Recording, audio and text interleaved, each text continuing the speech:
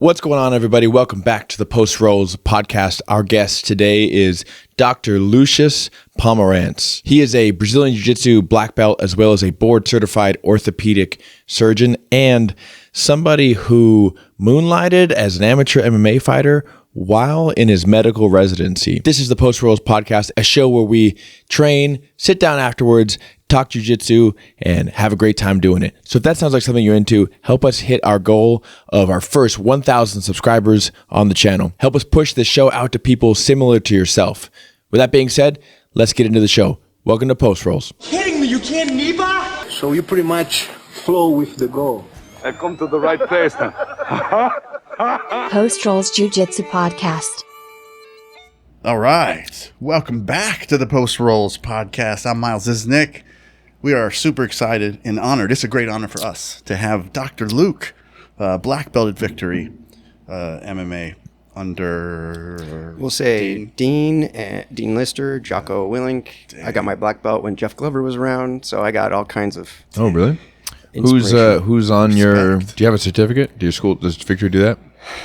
I don't know. It's pretty informal. Like, there's not a lot of stripes going on. It's just kind of, Yeah. And when the black belt time came, it was just kind of like, all right, here's your black belt. Wait a And minute. Did you not know it was coming? They surprised you with well, it? there was rumors, Oh, really? but That's then cool. you kind of there's a class going on, and then they kind of like, all right, we got something.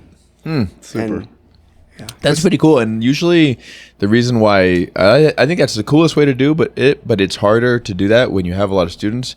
It's much easier to organize. Like today is promotion day, and then you can look through and be like, all right, who I need to throw in here, And that's that money day. What's that? That's that money day. For That's some schools, I don't charge for promotions, but a lot of schools do. They do. Mine did. I thought that was crazy. There's a guy at my school that he came to us as a brown belt already, so he's due for his black belt, and so my instructor's gonna have to give it to him, and he was like, "Oh, so how much am I gonna owe you?" And then like for a half second, I wanted to be like, "Well, I mean, if you're offering." Actually, it's $100 for a black belt. No, but Usually it's like $500, man. oh God, we weren't that. But they would charge us for stripes. So Dave Camarillo, where we came from, that was like a traditional, maybe it's judo or something. I don't know who does that, but it was goes weird. back a while. But Yeah. it's there. More traditional places do. I think they stopped with the stripe charging because I think they're the voices were loud about what? That's a piece of tape that ain't costing nothing. I mean, the belt costs $7. It feels like icky to me to be like, "You want this, right?" Yeah. It does McDojo. It feels very McDojo. Yeah. But so wait a minute, your black belt certificate is not framed next to your orthopedic surgeon certificates and everything else. If I had a certificate, I'd put it up there with Okay. the other things. Okay. I always draw the comparison between getting Yeah. a medical degree and getting a black belt. It's harder to get a black belt. Come on. Certainly physically. Physically hard. Longer? And it's a similar amount of time, I guess. Respect. But it's just really kind of informal. And, my name is on a plaque at the school. Kind of like the black dang. belts who've gotten it. But I don't have like a thing, I don't think. So do you prefer Dr. Professor or Professor Doctor? I've always wanted to ask. I really don't go with titles at all. I think man. people call me Dr. Luke just because there's other Lukes around, and so that it's Differentiation. yeah. Gotcha. We have a couple of people that have the title of doctor, not medical doctors, but like we have one that's getting his PhD, so we just call him that anyways, just for funsies. But then we got another guy that has like I think he's Polish or Ukrainian or something like that, Eastern Bloc, and we can't say his name, so it's like Doc. That is a very bro jiu-jitsu thing to do. Yeah. I mean, guys you train with forever, you're like, I don't even know his name. Yeah. You've been rolling for like 5 years, and it's like, all right, what's up, man? Yeah. That might be the coolest thing about jiu-jitsu in general is that we get to know each other on quite an intimate level. And then all of a sudden you find out one of my favorite times I had was I found out one of my training partners was an FBI agent, like an FBI in the field agent, and I was mopping him up most of the time, and I'm like, dang, like it kind of made me want to run from the law. So I felt like I could get away. But I'd love to tell our listener or listeners that We passed. For sure, plural. So actually, for a moment, we passed. We got to our first 100 subscribers on the podcast, and then I sent it to Miles. I was like, "Hey, look, 100 subs." And then for some reason, I refreshed the page, and then someone unsubscribed. We're back to 99. Busted. Hey, All right. you got to start somewhere. You That's gotta right. start Well, listen, we know who you were. And we're gonna find out where you live. That's right. But so my favorite, I don't know, one of my favorite ways to have gotten to know anybody. When we first met, we met at Victory Open Mat, which is super fun anyway. And we had the little, remember how there was like kind of a black belt room? Yeah. And it was mostly black belts, or like the occasional naive girl would wander in there and like start wrestling. Yeah, there would always be like one small girl, and I'm like, oh, what? And it wasn't, I don't think anybody wanted her in there, but nobody wanted to be like, listen. You can't be here. And she just was like, I can go anywhere because I do jiu-jitsu.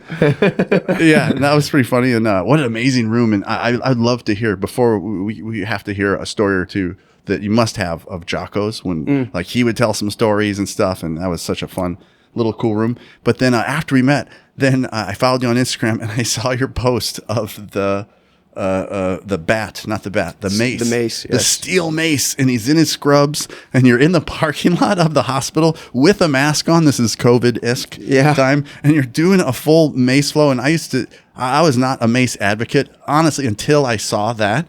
And I was just wondering on the way here, did you tag that mace company? And if not, for sure they would sponsor you, because was the coolest thing I've ever seen. What was the context? Why were you in your scrubs? So, well, okay. No, I did not tag the mace company because I wasn't savvy enough with social media that at that time. Still probably not. But so physical activity, exercise has always been a huge part of my life. It balances out all the other stuff going on. And I've tried to find ways to keep doing it.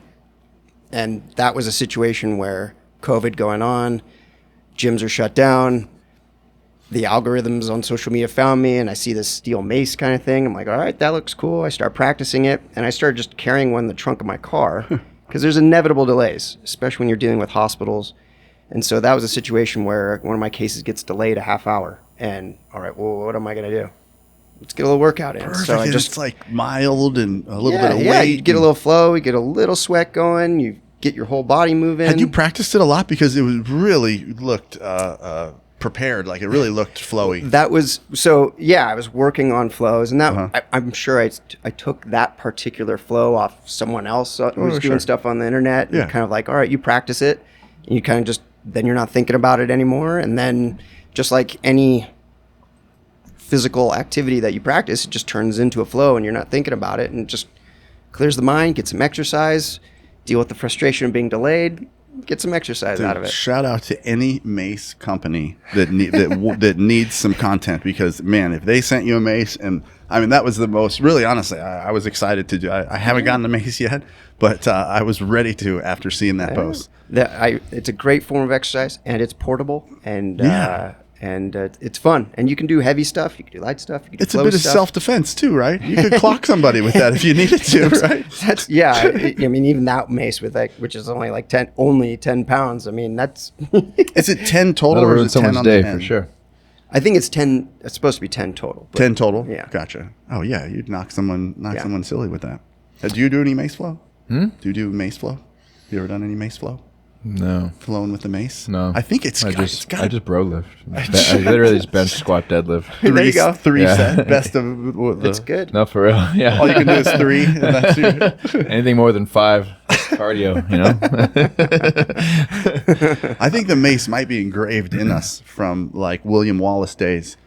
It's, I mean, clearly a weapon back in the day, but you look at some of these ancient cultures, you know, in India going back 2,500 years, they had these similar things where it's a stick with a weight on. They did, and they're moving it around, and it was probably training for their battles, Totally. but also exercise. And and now we have the benefit of just being able to do some exercise. The Flowing Dutchman on Instagram is a baddie. Do you know him? I know of him. I definitely stole some stuff from Yeah. the stuff he was putting out there. It was great. He's pretty cool. His brother is One day I got to explain to you what the definition of baddie is. Does it mean it's a girl? Does it have to be a girl? Yeah, it's like a hot chick. You know what I right. mean? But like, I'm pretty masculine, so like, if somebody's like, doing well, I'm just like, yeah, that's pretty sexy, girl, guy. Good for you. I feel comfortable with it. He introduced me to some other, like a young jiu-jitsu guy. I don't know if he's a black belt or not. I just assumed, I guess, just because you were talking to him, and I know you don't associate with lower. Oh, that's right. No. Yeah, please don't. You're only if you're spoken to. Yeah, but it was like a young guy who would definitely take that in a certain way, and he's like, oh yeah, he's a baddie, and he's like, was he really? It's like, this old guy doesn't know what baddie means. That's definitely what happened there. That's amazing. So have you ever had anyone? You're an orthopedic surgeon, Yeah, right? orthopedics. Have you ever had anyone come to you with a jiu-jitsu injury, and then if so, what was the worst? Fun. I will say a lot. I see jiu-jitsu really? injuries, and then I specialize in hand surgery. Yeah. So I see a lot of the hand injuries. And Fingers snapped off the gi and stuff. Yeah. The fingers getting tangled in the gi, and falls, breaking a wrist. How much more time do I have on these? Finger arthritis is inevitable. It will happen. Okay. Gi jiu-jitsu certainly seems to accelerate it. But arthritis doesn't mean you can't use your hand. It's surprising. Arthritis of the knee, arthritis of the hip, that can be disabling. Finger arthritis, you can often do a lot. So You think finger arthritis is inevitable even if you don't train the gi? yeah. You do x-rays of someone who's in their 70s, they're going to have arthritis, even if they didn't do manual labor. Not specific to jiu-jitsu. You're just saying eventually it's going to happen. Yeah. Oh, okay. Is it ever prominent on one hand more than the other? Just seeing in the jiu-jitsu world, we'll go with the jiu-jitsu world on this one. And there's certainly guys who are very right-hand dominant who do a lot of their range control, positioning, push pull with that right hand And other things, right? and other things. And that, I've gotten some pictures of hands of just like, all right, that's a jiu-jitsu hand. You've been or judo using hand. that. Yeah. Yeah. I brought my son to him. You know that, right? Probably. Oh yeah. Because he had that skateboarding injury. Yeah, the wrist injury. And man, I have do you have a burning question? Because I have so I sent you that Hall of Meat post the other day, yes. And I fancy myself a falling expert. Like I even dropped out of college. I went to stunt school. I became a stunt man and stunt if safety anyone's a coordinator. falling expert, What's that? If anyone is like between jiu-jitsu and that, like you're the expert of falling. I used to get hit by cars. Falling for with fun. style. Yeah. Falling with style. That's right. That's what getting hit by a car is. Fall with style. You kind of roll off the hood. It's like if you do a front roll off the right angle on a car, it looks like you got destroyed, but you can pop right back up. Like Lessons learned. But that fall that I sent you, yes. And it's super easy, I think, for people if they're listening to picture. It's like when you go up a small ramp and you come back down, and the skateboard really just goes out from underneath you quite quickly. And as you're going down, you put you can't help it almost. Yep. You put your hand down, you land on your hand. And that gal that I showed you just absolutely, did she shatter it or crack it? Both bone forearm fracture is what she had. It's what they put up on the internet. And both the radius and the ulna, the two bones of the forearm were broken. And you called it a foosh? Fall on outstretched hand. Doctors are really into abbreviations. And so that was a foosh injury. Oh, classic foosh right Classic there. foosh. I loved it when he texted me back to that. Oh. Yeah, awesome. I did not know about the stunt work that you've done, but in jiu-jitsu or a lot of this stuff, especially with kids classes, you're teaching them how to fall, teach them how to fall. It's so important for everything. Totally. Knowing how to fall, dissipate energy, not fight that instinct of getting your hand out because your whole body weight coming down on that little bone, those little bones are going to do some damage. Well, so how do you prevent that? I actually, my destiny is to teach a retirement age, a falling class. Yeah. I'm dying to do it. I teach in the Japanese Friendship Gardens, and a majority of my students are in their 70s. And I told him, man, as soon as you guys get mats in here, I'm going to teach. It's going to be a Just elderly bring a crash pad. tumbling class. I've seen that where they have like an elderly like judo class, and it's just basically a black belt pushing old people down. That's why I want to do it, because it would be absolutely hilarious. They would be laughing. We would be it would be like the funnest. We would all have abs just from laughing so hard at grandma doing tumble. And then they get to say like, oh, I'm going to my tumbling class. Like, what? Grandma, you're 80. Like, that's right. I mean, for societal good, Yeah, teaching these older people how to fall totally. would, I mean, it could save their life, literally. Exactly. A broken hip, what used to be a death sentence, us orthopedic surgeons have gotten pretty good at fixing these hips and getting them moving. And now it's not necessarily a death sentence, but it definitely hinders life for a long time afterwards. And it costs a ton of money. They're in the hospital. They're doing rehab. It's a big deal to fall and break your hip. And it's pretty easy for some of these older people. So teaching them how to fall, first, have balance. Second, if they are going down, then dispersing that energy and not breaking their hip. Yeah. I mean, How cool is that? It would be huge for society. I'm dying. I'm going to do it. It's my destiny for sure. I think it's a very worthy cause. I was born to push old people down. Oh, and we're all going to laugh my so story. gloriously. I can Mutually beneficial. I can see the TikToks. Dude, you were talking about being a professional faller and jiu-jitsu preparing you for cars and stuff like that. People always say like, oh, jiu-jitsu saved my life. It's like a cliche thing. I am not 100% sure because I blacked out, but I think it did save my life. Why? One time. I was on a motorcycle the last time I rode a motorcycle, and car took a left turn. I was going like 40, and I hit the wheels and nose wheelied, slammed into the car. And that's the last thing I remember until I remember like sitting up and watching this like Camry emblem drive away from me. Oh, jeez. But I was facing forward, and the way I was landing I went all the way over the whole car. Front rolls. Yeah. I assume that I front rolled because my helmet was not scratched. Wow. So as far as I know, Yeah. the helmet didn't even touch the concrete or the car or nothing. And like everything was torn up except for my helmet. And I feel like I like instinctually tucked and shoulder rolled. I did tear my leg completely wide open. Yeah. But I think my guess is that my leg caught the handlebars and it like tore my quad open as I went over the top. That's what I aim for butterfly sweeps. I go right for that big scar. I don't have any feeling.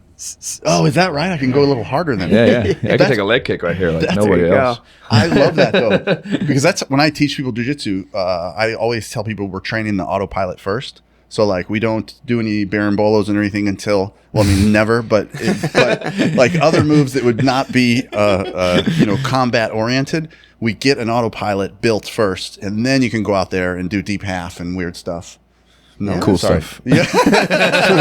But hold on, we got to go Just back knock my whole game deep half and barambolas. to you barambolo, I guess. No, it is a recent interest of mine, though. Is it? Yeah. Look at you. I'm getting into it because of thick neck. leg locks, and I like countering the leg locks with the barambolas, and it's a good time. We have a hard time on this podcast making clips because we always go off on tangents. But back to the classic foosh. Yeah. How do you stop that? How do you prevent that?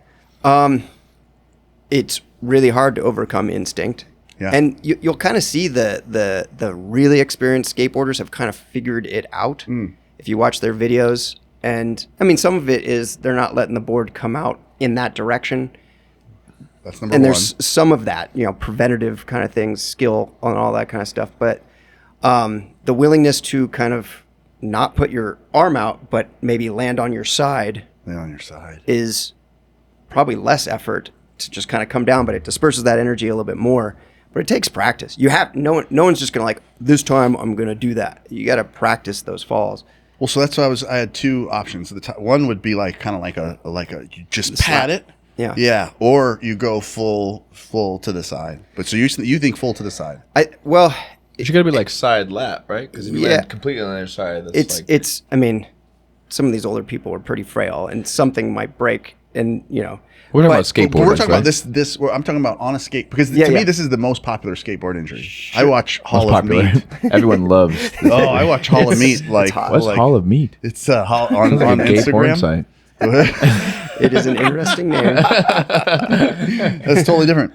That's it's the skateboarding. It's the pinnacle of skateboarding injuries. If you get on Hall of Meat, baby, It's the UFC of skateboarding injuries. My kids don't even want to be good at skateboarding. They want to just get on Hall of Meat. That's what makes zero sense to me. Shout out to I just got these tap out shorts from Rex. His Instagram, he told me, you better shout me out. His Instagram is I fuck with Slurpees. IFW Slurpees. And he got me these tap out shorts, these retros. Wait, those are tap out shorts? Yeah, look, they got the big old tap out. Respect, where did you get those from? The thrift store. He's into the thrifting and selling it. Nice. But yeah, he was like, he keeps sending stuff to Hall of Meat. I'm like, why? That should not be what you want out of skateboarding. That's like the reason I don't skateboard. Yeah.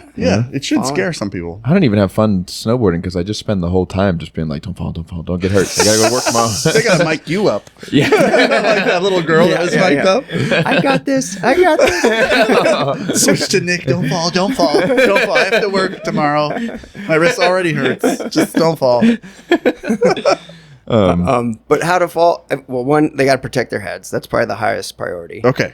Of course. And kind of, whether it's judo or aikido or whatever, that's slapping the ground as opposed. If she would have had an elbow pad, she could totally be more willing to land on the elbow with the padding there. Sure. Even a wrist guard. A wrist guard would have still maybe broke it. Yeah, it takes the energy away from the wrist joint and moves it up. So she probably still would have broken her forearm with those wrist guards, but with an elbow pad. But with kind of elbow pad and slapping and just the amount of energy that can come out onto the leg, the hip, the arm, and not the head, the better. So you're saying, padding for that one. Sure. Just why do people not wear pads It's when they not do cool. skateboards? It is not cool. It's so dumb.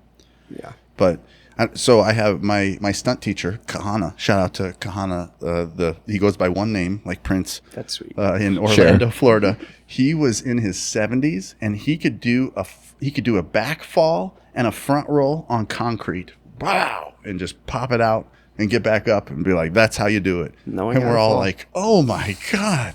He did start drinking at 3:00 every day. But That helps. You couldn't feel a thing by the time it was at work. work was over at 3. We started early. He was done. But have you seen that video of it was like, I think it was Triple H. It was a professional wrestler and he was running like a wrestling camp, and I want to see if I can bring it up. There was like a kid and he goes, all right, someone take a bump, which is not cocaine. It's what they call it when they fall, like when they fake a hard fall, Okay. He goes, you take a bump, and the guy goes like, he jumps in the air and then he slaps the mat, he's like, good.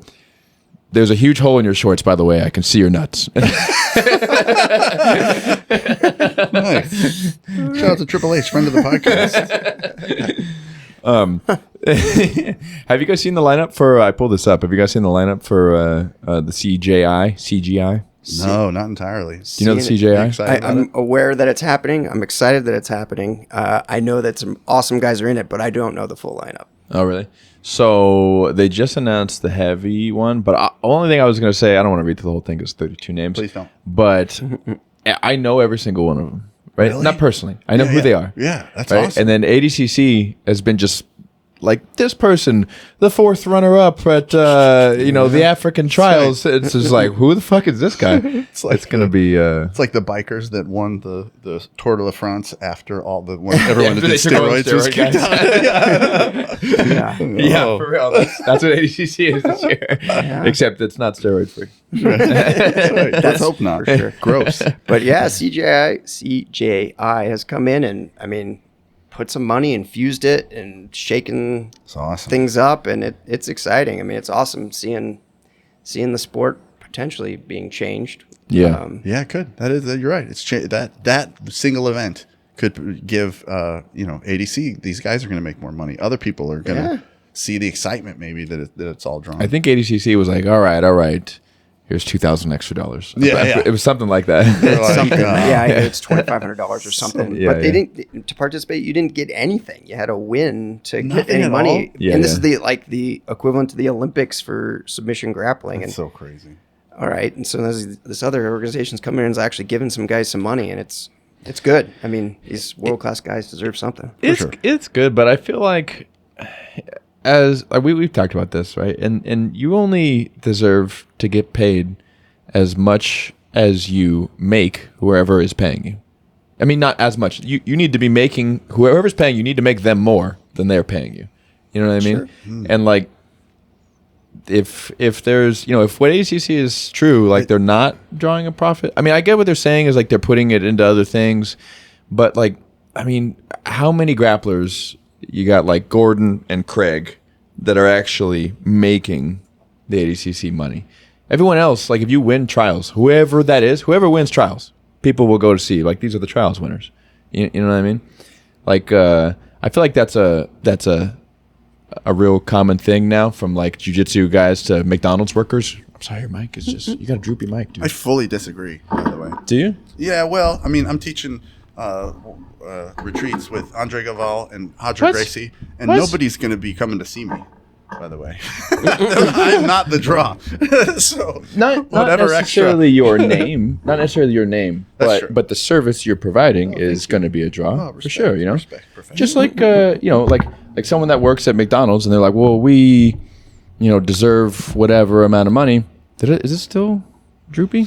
I don't know. I think you have to touch my droopy. Super. Here, maybe the table is just like. Just leave it good right there. Okay.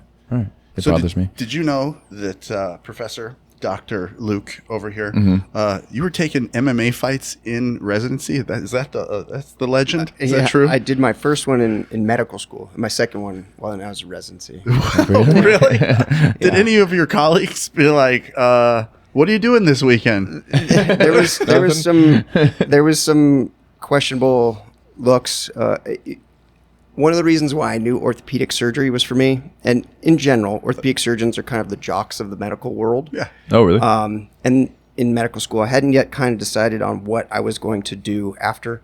And if I mentioned, I'm training, I'm going to get in a fight, and a pediatrician would be just aghast. Horror that they would have on their face. Right. It's like, all right, well, I'm not really vibing with those people, but then I go to orthopedic surgeons and they'd be like, that's really cool. Be careful of your hands. That kind of thing. And Wow. It's like, all right, kind of, okay, there's something there. And then when I did my second fight, actually in residency, it was a research year, so I had a little more time to train.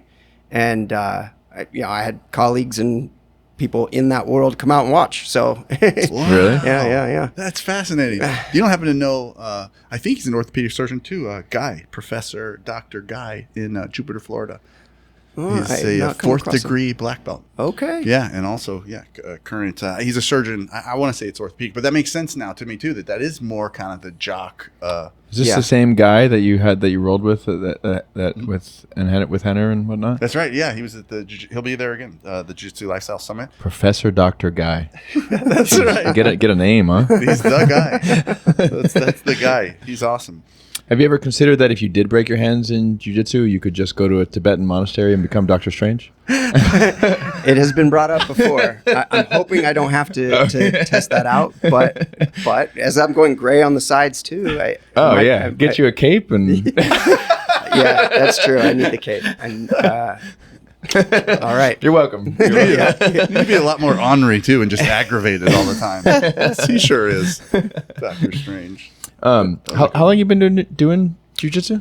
I started over 25 years ago. I was very fortunate to get an early introduction to it. Santa Cruz, California, wrestling coach Garth Taylor, who was actually one of the first American black belts. Yeah. But he was my wrestling coach. He's like, hey, you should check this out whenever you get around to it. And his teacher, Claudio França, shout out to Claudio, Brazilian champion, comes up to California, ends up in little Santa Cruz, California. And he's a baddie. And and so the little community of Santa Cruz surfers, and they get introduced to jiu-jitsu pretty early on. And there's lots of starts and stops along the way. College, I didn't get to train that much. Medical school, kind of got some going. Residency, it was kind of hard to train, but it was always kind of there in the background. That's awesome. But yeah, I got an early start, and very fortunate to have gotten that early start. So how many MMA matches do you have? I just did two fights. How'd it go? Both went well for me. Both were kind of quicker fights. The first one, maybe 45 seconds, 50 seconds. You applied your 45 seconds, you win with submission? That one, he tapped to punches. Oh, okay. I was get him on the ground, and I was kind of front mount and was hitting him. And tapped out. And then the second one, the referee stopped the TKO. I was on front mount punching. Nice. That got, well, it was one of those fights where they decided, all right, the rounds are only going to be 2 minutes. Oh, okay. Yeah. Usually for your first 3 amateur fights, they're 2-minute rounds. Yeah. And this was also the era where the level of fighter was probably equivalent to amateur fighting now, but it was professional because they didn't have There was no amateur back amateurs in the back day. then, yeah. And I thought it was going to be at least 3-minute rounds, but they're like, no, 2 minutes. And you're like, okay. Get So to that business. second Get to fight work. got into the second round, and but yeah, both fights went well for me, and it was So you exciting. missed your and- calling, basically. So you just decided. Retire undefeated, though. Yeah, undefeated professional. Yes. Yeah, I mean, it was good. I got to train with awesome guys, guys who were in the UFC at the time, and see how they lived their life. And I think You were like, my life nah. overall was going to be much better as an orthopedic surgeon. You're kidding. And Dana White paid these guys.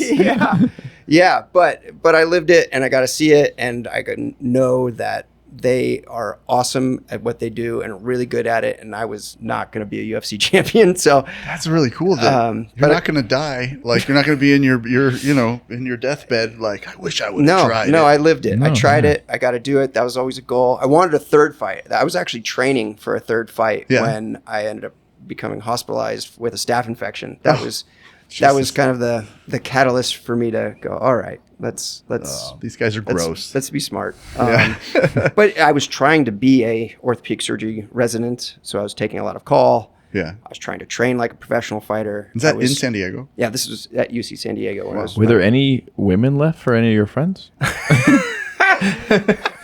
Because they're just in a line, like outside of wherever he lives. Like, jeez. Waiting for your staph infection to clear up? yeah, right. Yeah, they're dealing with that. Save some for the sure. rest of us, doctor. Lord of mercy. But I ended up hospitalized, infection on my face. Oh, on your face. Yeah, and at first the lab tests, they were concerned like I might have cancer or something, because usually when you have an infection, your white blood cells are elevated. Yeah. Those are your immune system cells revved up to fight this infection. Mine were below normal. Oh, it's and so cancer they're like, or AIDS. what's going on? And it was right. So yeah, they were concerned, to say the least. So it was overtraining. I was cutting weight. Yeah. I wasn't sleeping. I was training like a professional fighter and trying to still be a resident, and I learned that. Wow. And if they saw that line of women at your door, they'd been like, so you have AIDS. It's I'm for so sure. sorry. Sorry. This is going the wrong way. Fortunately, it was not it. I have this super off topic. I'm gonna bring this back in a second. I remember when I was in high school, I got mono for. yeah. I was gonna say the first time, for the only time I got mono, and I googled my symptoms, typed it in, right, and then WebMD, Pure AIDS. HIV came up. Yeah. The first thing, right? It was like HIV, and I just remember thinking like, I think I called my friend, and I got it at this like same time.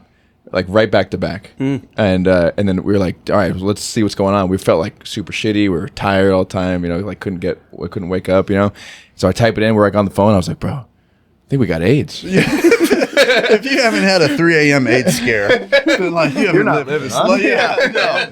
That was some propaganda that went through this country. Everybody's getting AIDS. You're like, shit.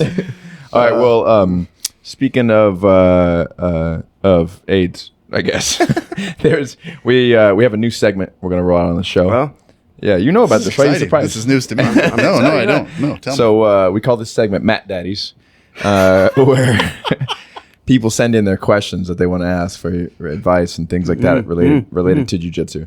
So we posted that you were coming on, so we got 2 questions. two for you. questions. Yeah. I can handle it. So what's Medium Mike's last name? I can't say it. Marijuana. Yeah. He's a purple belt from Atos.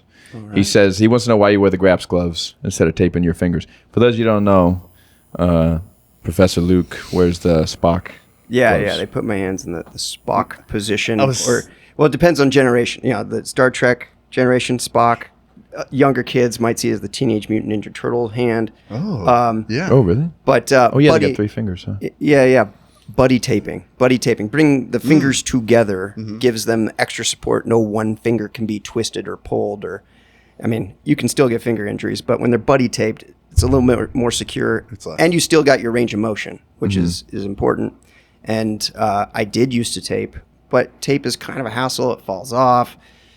You're going through all this tape all the time, and stumble upon these Graps gloves. I've since gotten to know the guy who kind of put it all together. He trains. He's now in Florida. Have you ever friend of come the across podcast. another person and you're both wearing the gloves and you're like, hey, And you point do you each other with sync your- up? Well, we certainly could start doing that, but I think more people are seeing me wear them, and now there's a few people, certainly at Victor, who will wear them. I mean, at least Is there? Cool. at least once you've gotten a finger injury and you want to keep training, it certainly helps. But I wear it to prevent injury, just kind of so I can keep doing my surgery stuff and still train. Sure. But yeah, Graps gloves, buddy tape my fingers. They are washable. They're great.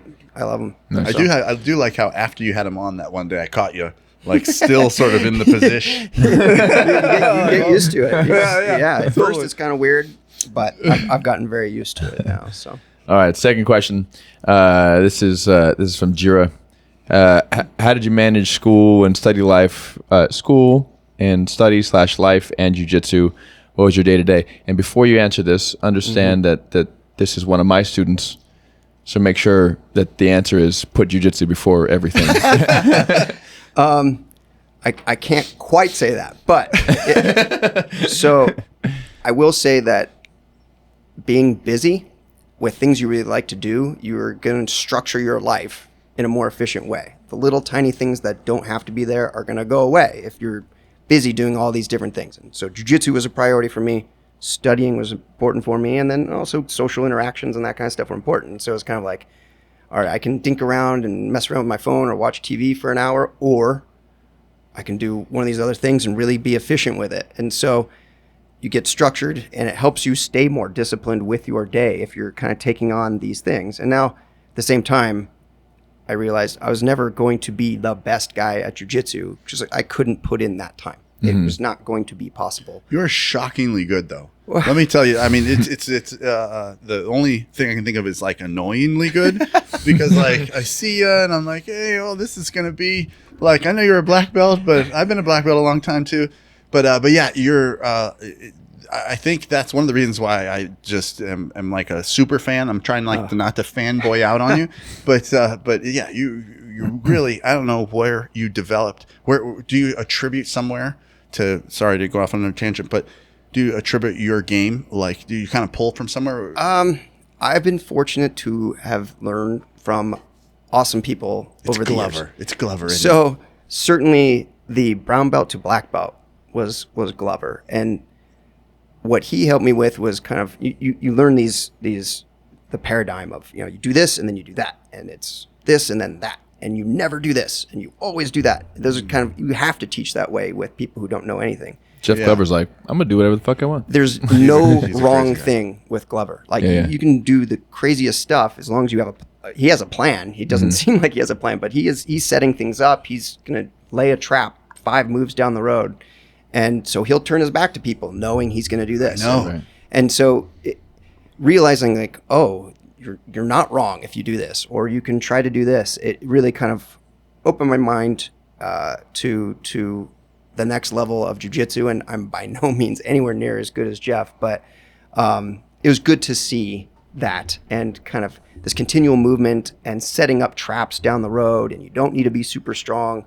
Were all really important for my transition from brown to black. But learning from guys like Dean Lister, who's kind of the exact opposite from Jeff as far as like physicality, Right. and the way they do things, the way they can do things, just because they're very different body types.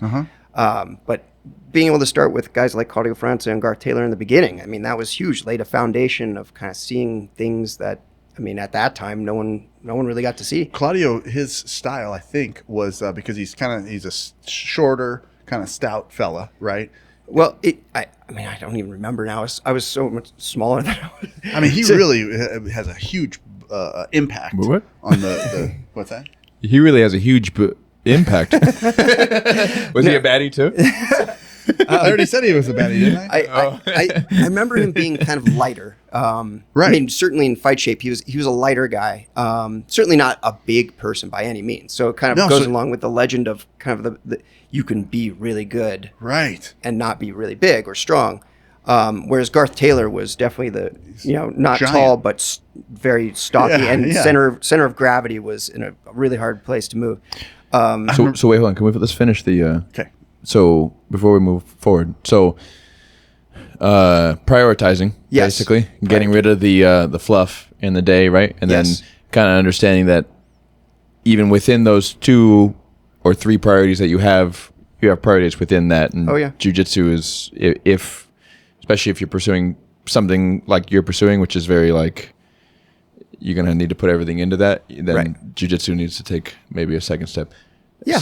A good summary, great summary. And also just to be stay disciplined within the studies, you have to take breaks. You have to have something to balance it out. You see a lot of people flare out in school because all they're doing is school and they're just studying. And it's impossible to learn everything and know everything in medical school. And the analogy of learning in medical school is you're drinking from a fire hose.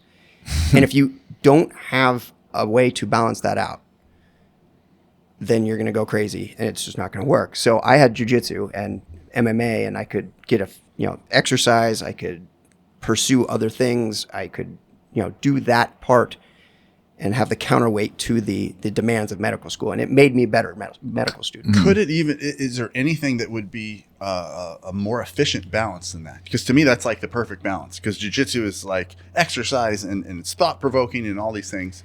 I can't think of a better balance. Yeah, it's awesome. There's and they counterbalance each other in so many different ways. To kind of you're like breaking people and fixing breaks. Yes, there is that analogy. Yes, there's the jiu-jitsu. There is an overtly violent part of it. The objective is to impose your will on someone else and make them give up. Whereas medicine is definitely not that. You're trying to build a person back up and don't give up and help them and encourage them and let them be involved in their healthcare decisions and all these things. And so they definitely balance each other in so many different ways. And you have to get extra. Even if jiu-jitsu is not for someone, you have to get exercise or you're going to go insane. You have to get exercise. So does your business card read jiu-jitsu instructor, and then you flip it over and it says recover from jiu-jitsu injuries? Just making man, you're coming up with all kinds of ideas. If I was smarter, I would have thought of that. So.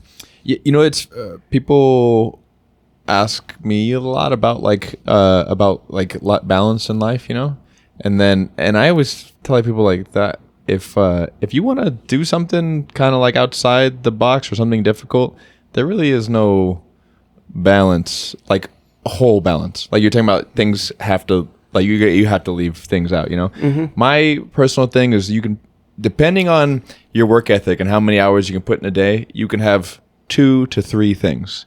You know what I mean? And then as a result, I suck at a lot of shit, like a lot of shit. But the flip side is that you can be, you're amazing. But I think that if you're going to be really good at something, and like I said, like in your profession, there's not like, you, as far as I know, you can't be like, if you're a bad surgeon, you're not going to be a surgeon, right? Is that true? I hope don't think so. that's Anyways, true I for hope some so. reason. I mean, I'm sure there is a degree, right? But there's certainly, I would imagine, a line that you have to be above, where it's like you could do jiu-jitsu and you could suck forever if you wanted. you could keep doing it. I feel like it's the same. Do you, Like, do you know someone's office that like people are just walking out like still all crooked? So along the lines of bad surgeons out there, yes, there's some people who are amazing and there's some people who aren't. There's Feel some free people, to mention them by name. some people who have an inherent talent. I mean, you've seen it. Some people just take to jiu-jitsu and are good really fast. Right. Not everyone's born to be a surgeon, but they are going through the school to be surgeons, and some people just are not going to get better. But to the credit of the educational system we have, there is for the most part, a baseline where there is a competence that is established that if you're seeing someone who is a board certified whatever, they are going to be good. Mm-hmm. And if they're always not exceptions, good, but- should they focus on the feet or something? Or is there sort of like, is there a way that you try and funnel them Foot into? and ankle surgeons can be excellent. No. So We're trying to get you to like Yeah. throw dirt. I guess. No, We're not really. We're just trying to have fun. So within private practice, it's pretty hard to hide if you're not good. Where if you're getting complications, people eventually are going to realize that they're not going to go to you anymore. Hopefully it gets out there. There's clearly stories of bad surgeons doing bad things, and the Dr. Death thing, the spine surgeon in Texas, and that kind of stuff. Which brings up a whole other thing about the healthcare system and money and all that kind of stuff. But in academics, within the world of trainees, certainly if you're not a great surgeon, you can hide behind the trainees a little bit too, as that's kind of almost a cliche, as you can hide in academics. But I will say that I've never come across someone who's just absolutely should never be in the OR being a surgeon. That's awesome. Some clearly have more talent than others, and the ones who, and then one of the cool things about surgery is you keep getting better. I'm a way better surgeon than I was when I came into practice 9 years ago, and I plan on being way better 9 years from now. And it's kind of the constant refinement of technique. You're learning, you're seeing new things, you go to conferences, you learn something else, and you keep getting better. So you came in 9 years ago. So you've been a surgeon for 9 years. I finished training 9 years ago. So you're about to be a black belt in, exactly. as a surgeon. As a hand surgeon, yeah. For just a brief moment, could you, we talk about men's mental health and surgery and doctors and it's a very, very tough and demanding profession. Could you give like a tiny piece of advice, like, hey, because you seem you seem like you figured out a lot of cool stuff, and I think jiu-jitsu is probably a part of it. But what do your fellow doctors and surgeons, perhaps maybe a little focus towards a certain area or something like that might be useful? So yeah, medicine is hard. The hours are long. The stress is high. You're dealing with sometimes pretty high stakes. Fortunately, as an orthopedic surgeon, I'm not necessarily dealing with life or death very often at all. But you're still dealing with people who are in pain, maybe having the worst day of their lives.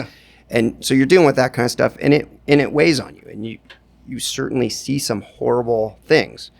You're brushing up on parts of society that many people don't see, whether in the emergency department or the trauma bay, and it does weigh on you. And things that certainly I was not very good at early on was processing some of that stuff and talking with other people about it and its colleagues, and just having an outlet. You see a kid die, and you kind of try to brush it off, and you have to keep going. There's other patients to see, but it weighs on you, and so you have to start building an infrastructure of people you can talk to, having outlets. Hopefully you have a significant other or other people around you who will at least understand. But definitely jiu-jitsu was a balance. If I'm feeling angry, I'm feeling stressed, I'm feeling burnt out, I got an outlet. I can go and get that aggressive energy out of me, feel 100%. Better, and go home and then be a good dad. Because certainly if I came straight from the hospital to my daughter, I would not be where I needed to be a lot of the time. And sometimes it didn't work, but having an outlet for that energy and to process it is huge. But something I'm only starting to get a handle on is being able to go out of my way to talk with other people, even other surgeons. You don't realize like everyone's dealing with the same stuff, right? And you're not alone. And other people have dealt with it and probably have some good solutions, or at least a comrade who's in it with you, and that feels that much better. And yes, burnout is a real thing.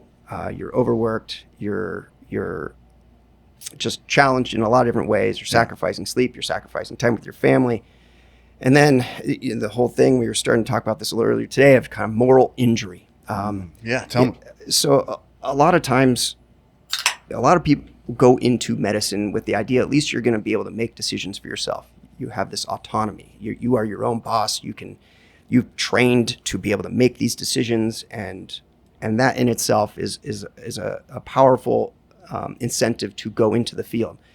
But then you start practicing and you realize, oh, some peon in an insurance company can tell you that you can't order an MRI because the patient hasn't done physical therapy. And it's, well, you know what? You don't treat a torn pec muscle with therapy. What? It's time. Can't just do some push-ups or something? Patient probably needs surgery and we need an MRI to see what the tissues look like. And now you're delaying this patient's care. And I'm on the phone talking to some person who's theoretically a peer, as we do these peer-to-peer calls, but they're a nurse in Texas, and it's just what is going on. And you know, so you just get these things constantly. You're just making decisions based on things that have nothing to do with any of your training, and it erodes away at what you thought why you're going into medicine. And I think a lot of doctors are suffering with this, and I'm sure there's similar stuff in all kinds of other fields where there's bureaucracies. And it takes away with what you want to do. And this injury to what your morals and ethics are is really a big reason why a lot of people are dropping out of medicine or changing the way they practice. And it's a detriment to society. So exercise and camaraderie. I think is what huge. I took out about that. I mean, it's neat that jiu-jitsu kind of puts those together, but For sure. not everybody's going to, you know, if you haven't done jiu-jitsu, you know, and you're older and whatever, you're not going to pick it. It sure is. It's like wilting. It's wilting on. Yeah. On that note, jiu-jitsu has provided so many things. Yes, there's the camaraderie. You know, just you don't want to be in the hospital. You don't want to talk about medicine. You just want to be with some guys who've got mutual interests and talk about whatever. So there's jiu-jitsu. You're learning new techniques. You're challenging each other. You know, there's a trust and respect that gets built, even though you have completely different backgrounds. Right.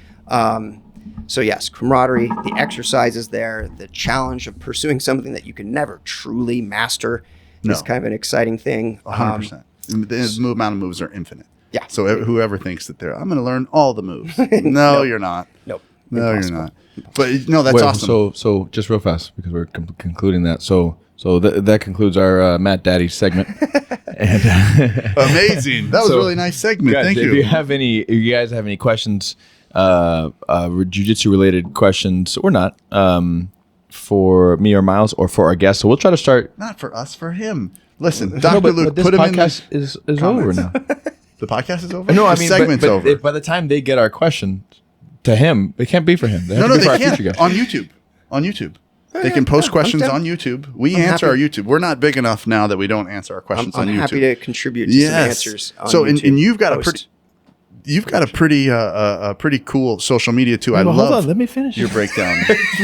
listen. So It's just me and Luke right now. So all right, Matt So, Daddy, let's go. guys, if you have questions and you want them to be on the podcast, Yeah. that would have to be towards the guests. The to next guest coming up. Yes, or, yes, or please. us. So you can put it in the comments. You can DM us on Instagram. I suppose you could email postrollspod@gmail.com. I don't do email. I'll check it.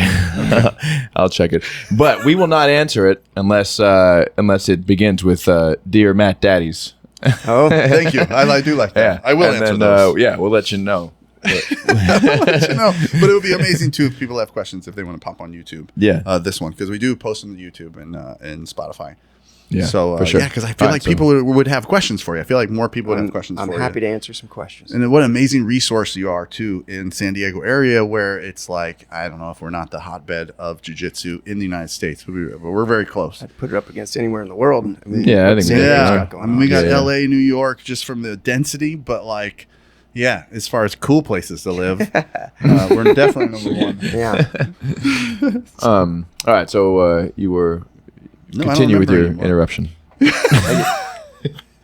Yes, I do have a social media presence. Oh, right. Yeah, that's what it was. Trying to embrace that. I think it is part of the future, and I should be part of it. Fighting So everything you inside do I me know. to like do it. breakdowns of like injuries, right? Do you do So- breakdowns of jiu-jitsu injuries? So I haven't been doing a lot of the breakdowns of a specific event. I've done a few, when Conor McGregor broke his tibia or, events like that, I'll do a little thing on. But I'll kind of in general, most recently I did kind of one on the foot locks. I did a toe hold and straight foot lock, and I go, hey, this is what's probably being injured if you don't tap. That's cool. And kind of talk Super about this cool. stuff. And so, combat sports, orthopedic surgery, I like talking about it. And so I'm putting stuff out there and It's been really good. Some people like it. But it's so polished. I know it takes a long time what you're doing. Even I don't know what the team you have behind it, but so I would just personally myself, and I would just love it if you took more injuries and just said like that acronym today, the swoosh. The smoosh? Foosh. The foosh. Smoosh, that's something different. The foosh was that was hilarious. It's literally like a 2-sentence Instagram post, and you say, "Hey, she got the smoosh," and I will do more. I will take your foosh? suggestion. Yeah. And we'll make some stuff. oh, Yes. it would be so fun. I'm gonna keep sending you stuff until Yeah. I see one of them come across your keep doing it. Instagram. Keep doing it. Yeah, but they even put the X-rays in there and stuff, and I mean, I don't know, that to me, that stuff, that's what drives. That's what the internet is about to me. I want to see stuff that I don't want to be involved in. Yeah. I want to like Vicariously. That's a good. Yeah. I want nothing to do with like someone accidentally setting off all these fireworks or anything, but I want to be right there. I want to be right there looking at them and seeing the people get hurt. Fireworks. Hey, Glorious. I got a question for you. Hit me, baby. This is not a Matt Daddy thing. This is like a What segment is this? it's a breathwork thing. Okay. I saw this. Someone else was interviewing a breathwork instructor, and then so I saw what their answer is. I wonder what you think. Oh man, I like it. You ready? Excited. If Wim Hof was on the Titanic, Yes, yes. would he survive, and how many others would have survived with him? Oh my God, Wim Hof. And I looked this up. They were in the water for up to 2 hours. Up to. Up to 2 hours. Yeah. Some Okay. people were saved faster than that, but up to. So I mean, this is freezing temperatures. We're talking about the waters. Like you're freezing limbs. You get frostbite after 30 minutes. 30 minutes, you can start to get. No, sorry, not frostbite. Hypothermia after 30 minutes. So 28 what? degrees. 28 degrees the water was. 28 degrees Fahrenheit or Celsius? Fahrenheit. Fahrenheit. Okay, dang, it's below freezing. That's cool. Fahrenheit. That is quite cold, but also very doable. So Wim Hof would have engaged everyone in a chant. So it would have gone like, oh, aha, boom, and he starts to rap a little bit. Oh, and we would man. have tied all the boards So it's been a whole together. different experience. We would have tied all the boards together. I feel like I'm just going to put myself in that place with him. We would have tied the boards together. Everyone would have been able to get on the board except for Leonardo DiCaprio's girlfriend. We would have just Wasn't shoved. enough room for her. Yeah, it's like, come on, share the board. You're not going to share the board. Just get out of here. We're going to push her off. Where'd you get the rope to tie the boards together? Ooh, that's a good question. I mean, he probably would have just shaved his own head and used the hair of Wim Hof to tie these boards together. And then The hair of Wim Hof. I've heard this segment before too. They would have been healthier for a few moments because they had an ice bath. Their Their adrenals were pumping. That's right. So for a few moments, they were a little healthier. And for 2 hours, I mean, he broke the Guinness record for completely submerged in ice for over 2 hours, multiple times. Wow. It's very So possible. that's the definitive answer. He would have made it. Oh, piece of cake. He would have made it. Everybody can do this, guys. You can do it. We can all do it. You use a little Valsalva maneuver to manipulate the circulatory system and get the blood flow moving, and we can all do it. Just like you've seen a little kid when they get mad and their face gets red. Well, they're doing a Valsalva maneuver. They're manipulating the blood flow. They're engaging with cerebral spinal fluid in their head and just doing some cool stuff. So so everyone would have survived, and including Wim Hof. Yeah. Well, too bad for them. Yeah, well, everyone. Hey, we are all much more powerful than we think. Period. Across the agree with board, that. Yeah. right? Yeah. We're not getting chased by tigers and lions anymore, and we've gotten quite soft and pudgy. And you got fast food, 6 of them on every corner. Oh, Like, yeah, we what do. are we supposed to do? Ooh, does that sound good? You hungry, Professor? Dude, I've literally, I was telling Luke before we started, right now, last week through probably the end of July, I'm in like super, super duper overdrive mode. Are you? And I've just been, dude, if I have one gift on this earth, Yeah. right, it is the ability to go on 4 hours of sleep and nothing but McDonald's for longer than Do you? anyone else can. Yeah. I have a theory now, and I want to hear. I've only eaten fast food for like 3 days. So. Do you need another Starbucks there? You can have one. We're getting Is into that too much? anxiety levels. Okay. Yeah. I'm okay. If you have another spinny, I'll take it. Yeah, for sure. I have my theory is digestive stress could also be useful. How could it not be? Okay, dumbbell curl. You can't do them all day, but you do a little bit and you get stronger. But I can't eat chicken nuggets all day. Is that what But you're you saying? do a Is that little what you bit, is that what and you're you get recommending? stronger. Oh, right, yeah. That's what I'm saying. A box of Twinkies. If you're nothing but healthy, yes, a box of Twinkies is going to mess you up. But a little bit of dietary stress, I think, it can have a positive effect. So In-N-Out that's my theory. is Oh, that's health food. Is that not health equivalent to an ice bath, is what you're saying. food? No. In-N-Out is health food. I thought That's what I eat when I'm on a they're diet. fresh fries. Burgers never been frozen. Dude, honestly, I feel. And I want your opinion on that. Okay. How do you eat? You eat pretty healthy. Do you eat clean? I'm real clean? pretty clean eater. I'm not as clean as I used to be, but it's rare I eat fast food. Oh, how do you I feel better cheat?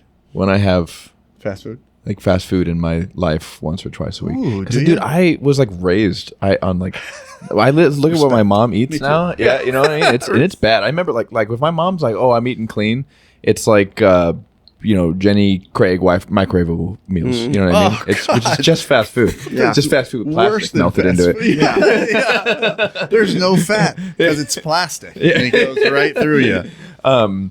So yeah, I would just feel like I was raised with that. When I eat clean, I feel weak and yeah. Wow. Interesting. I kinda Yeah, feel the same sure. way. I mean, there's certainly some What do you do? biology, perhaps some psychology involved in that too. I don't know. I feel better eating clean. What's and it's- what's your what are your go-tos? What's kind of like an average day? In Dr. Professor. I'm always trying to fit in some vegetables, salads. And my salads get a little crazy. Lots of seeds. I'll throw some cheese. I'll throw some meat. I mean, my salads stop becoming like just lettuce. There are a lot of stuff. Yeah, nice. There's these kind of like air dried corn nut things that are just amazing to throw in. Nice. Little crunch. Yeah, exactly. So salads are a big part. I love my fruit, apples and cheese, apple peanut butter. But those are some of my favorite little snacks. Lean meats, certainly. You don't watch your weight though, do you? I don't. I do not. Because you just eat whatever you want. Your Yeah, metabolism but works. I'm pretty. in terms of calories. I'm not watching the calories. I eat pretty healthy, but I splurge and I'll have some chocolate. I love chocolate, so I'll have chocolate.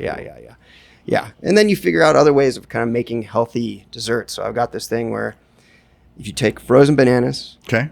peanut butter, and I use this fancy blender, the Vitamix, and it has this frozen I got dessert one. thing. Yeah. And that in itself, just frozen bananas, peanut butter, makes a really good ice cream. I'll throw in some Nice. chocolate protein, and it tastes like ice cream. That's so cool. So you get that satiation Yeah. of something very sweet, desserty. Totally. But compared to other desserts, it's three. Well, I It's mean, I guess actually the protein stuff, but Good for you. it's certainly not. There are way worse things to consume. So little things like that you get better at. But just along the lines of giving your gut a workout. What do you got, baby? What do you hit them with? There's some interesting phenomenons. Yeah. I think the term is hormesis. Yeah. That in the world of I guess is pharmacology, where they see where something that could be toxic, Right. but at very low doses actually incites a adaptation that makes you better. Yes. So, That's and hormesis so- because so- it brings you back to I got baseline. Yeah.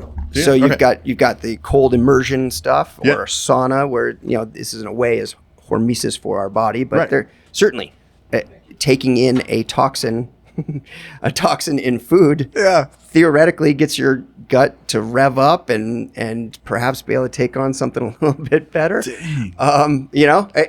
I don't know the true science behind it.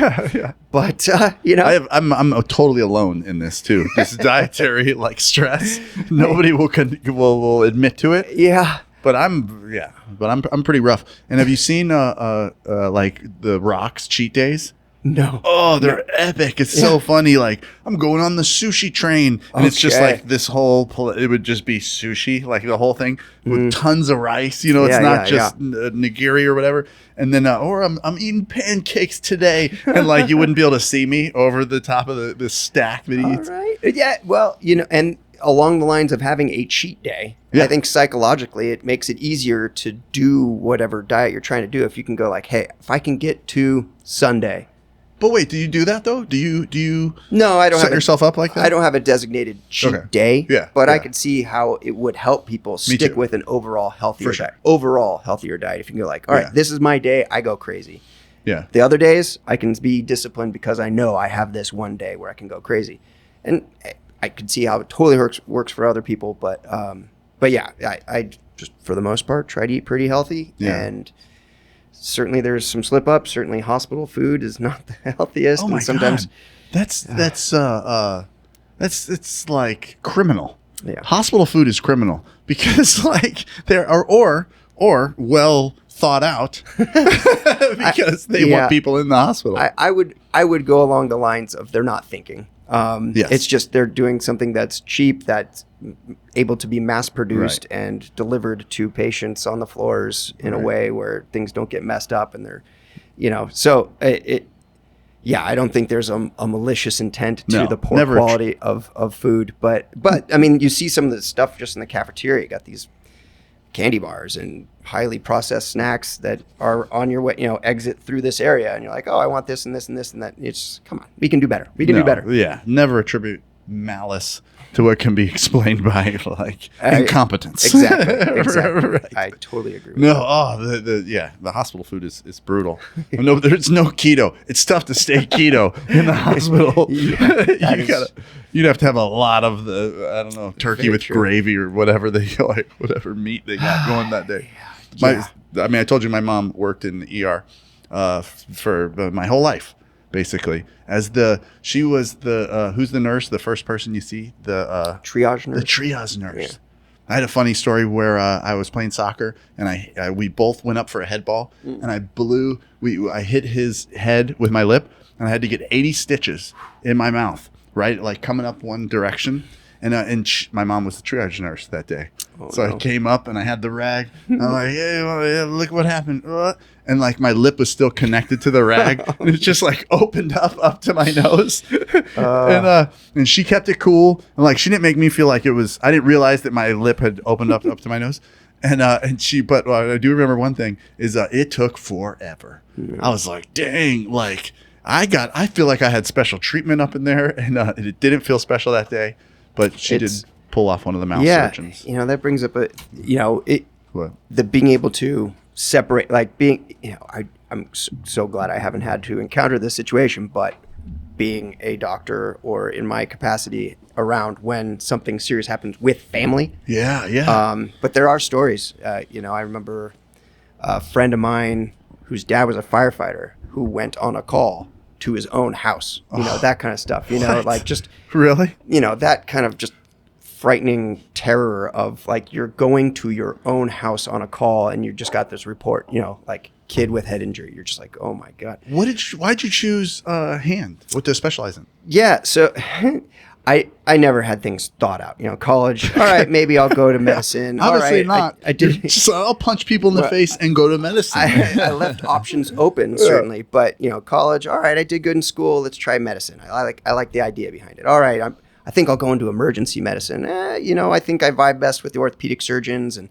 orthopedic surgery. It's a lot like carpentry. You're dealing with chisels and hammers and nails and Whoa, screws it is, and drills. huh? And, oh yeah, You fly by vibes. Yeah. You're a carpenter that flies by vibes. yeah. And then with hand surgery, it's gentleman's surgery. We can sit while operating. Respect. We get a little more training in how to deal with tendons and nerves and microvascular stuff, which I did have an interest in. And so, and then you can deal with all ages. You got pediatrics, you got older people, you got high-end athletes, you've got just everyday people who hands are important, how we interact with the world, and Maybe most important. And we get to help people with that. So Did you feel like that? Were you like, these are the most important, and I'm going to stick with the most important thing? I would be biased, but I don't want it to eliminate other very important things.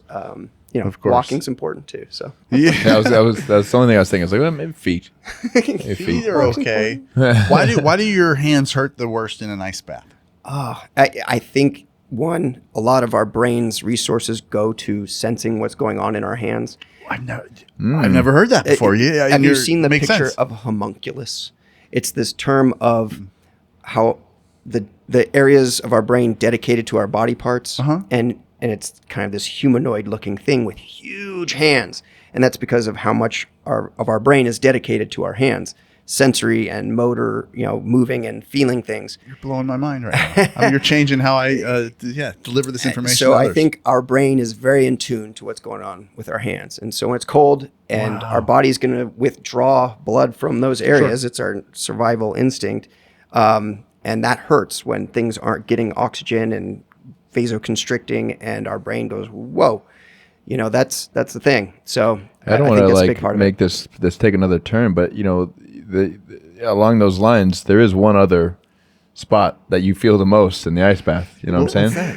So that makes a lot of sense, right? I don't know what you're talking about. As far as I know, it only hurts the small extremities. So a few of us out there might have to take that off.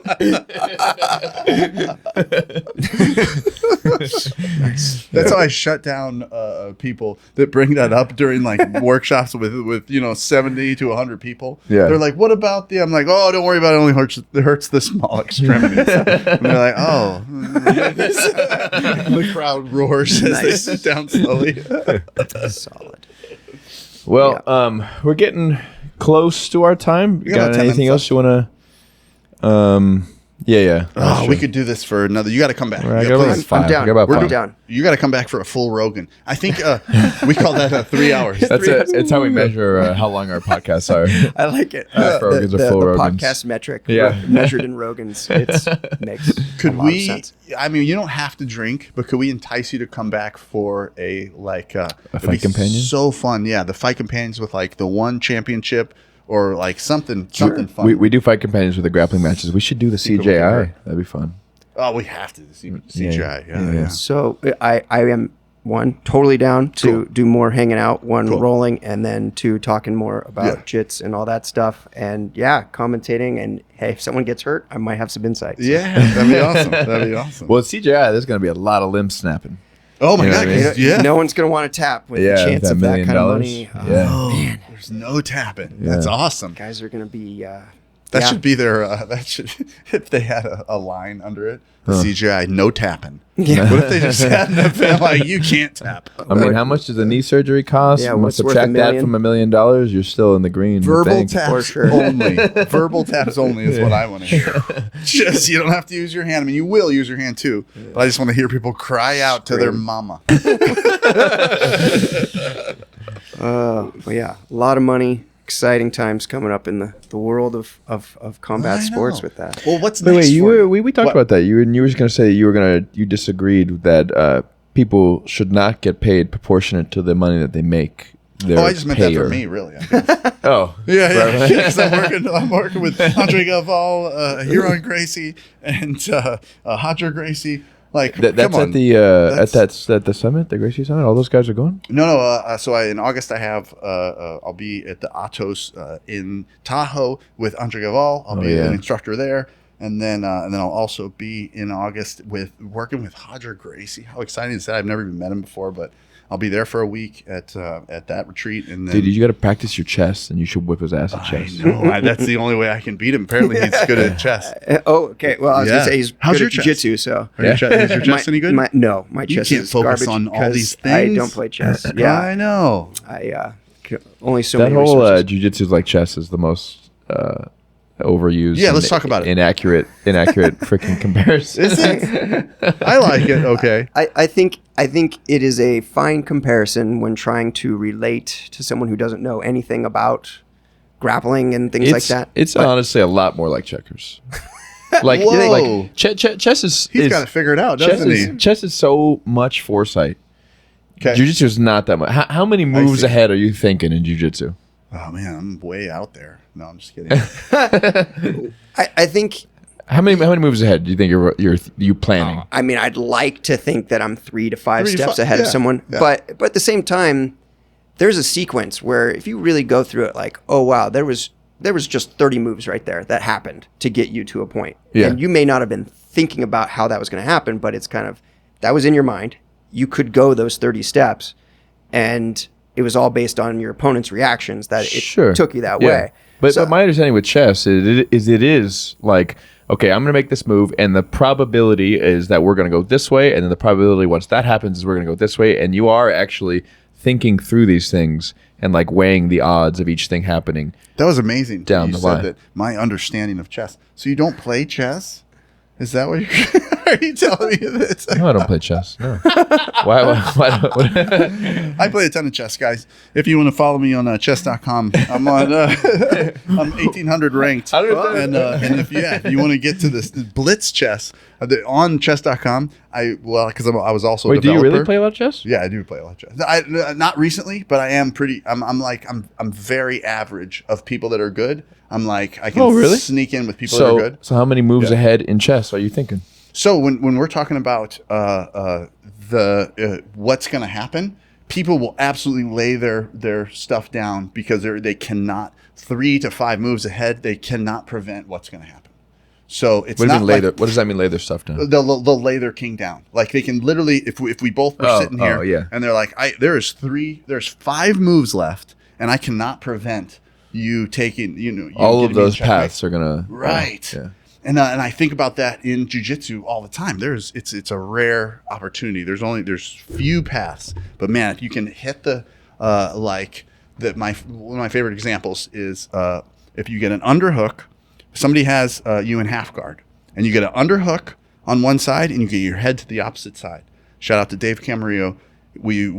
He said that this is a guaranteed. You can unlace the legs and get the side control, and this is a guaranteed pin on people 80 pounds bigger than you.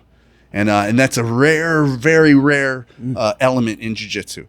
But that happens to be. And whether it's 5 steps to get there, once I get this in my head, I can like say, all right, here we go. You're about to fall into the prey of these 5 steps. So as a chess master and a jiu-jitsu master. Yeah, I'm definitely not a chess master. That's what you said. That's right. Do you think they are similar? Because I feel like the thinking ahead is far simpler. There's only one different. There's only one thing different. I don't like the analogy either because there's one major thing different, and it's only like chess if you can't take your opponent's move. So it's like chess if you could go click. If you didn't take click, turns. Click. Yeah, if you didn't take turns, yeah, No, it's I'm exactly still going. like chess. No, I'm still going. Yeah, it's exactly chess. And I'll tell you why. I became, if you look on my chess.com, I'm like elite level past blitz. I think it's like blitz or flash chess player, which is under a minute. You have to do a full game under a minute of that's all you get is a minute to turn. But I used to be a developer, and I knew the program. The flash is what they used to do it, and so you could grab the piece, and I could hover the piece above where I wanted to drop it before they got done with their move. And so as soon as they did their move, click, I could just move faster than them. And so I got this incredible blitz. I think I'm like over 2,000 in blitz chess. And I'll never play again because they fixed that bug. But I absolutely murdered. I would get the worst comments back, like, you weren't even playing, you just were way faster. Like, well, I knew how to be way faster. Sorry. So it's identical to chess. It's physical chess if you can take your opponent's move. That's the difference. So what does that mean? That means that think about how you can take your opponent's move. It's like a bit of... we have these pauses in between the moves. And if you don't pause, and this is what's neat too, when Marcelo Garcia used to say he was a few steps ahead, you don't have to know where you're going. You just make another move. So if you get to say that transition from side control, north, south, mount, or opposite side, side control. So you got like those options, right? And if you just would transition to those options, not knowing where you're going to go or care, then the person who is trying to follow you, they're trying to defend these positions, they have to reset every time. And that's what I noticed too, going against really big guys that would be able to shove you off completely if they wanted to. They could just bench press you and it didn't really matter. That none of those positions were a pin, they were a ride. So the moment you got in side control, okay, I can only be here for a moment because Barsati, shout out to Barsati, could bench press me off. So I had to at least go to knee and stomach for a moment. At least go back to side, maybe then go to north-south. And I think that's what Marcelo Garcia was talking about. That's what being ahead of your opponent is. And you don't have to know where you're going, but you just have to keep making these incremental moves. I mean, I agree with you, but I feel like for chess, right? It is like a matter of you do have to know where you're going, and then in jiu-jitsu, it's not so much. Well, you can still play defense. You could still like be doing moves that are not necessarily attacking, but still like keeping the structure that you're trying to hold down the fort and stuff. So it's a little bit like that. It's rarer. It's much rarer because you want to make progress. But cool. That's a fun thing to bring up. Yeah, Good one. I can dig it. Yeah. All right, well, that's about it for me. Got to run, and So what is it? Is it your Instagram that you're doing the super cool videos? The long form videos cut to the bone on YouTube. Nice. They're ranging between 7 and 12 minutes on various topics that have to Awesome. do with orthopedic surgery and combat sports. But I do have an Instagram, Dr_Lucius, Dr. Lucius. And I got some, there's overlap and stuff like that. Are you passing your Instagram, or you're passing the YouTube stuff from your Instagram? So like you do a little post, hey, the new YouTube is up. Yeah, I try to have. You try to. Good. I try to I have know. that kind of stuff. The coordination. I do have some help with it, which is crucial because otherwise I wouldn't have it at all.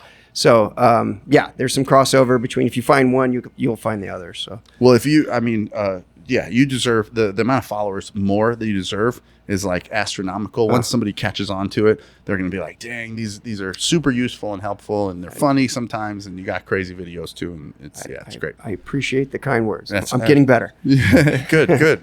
Stay the course, sir.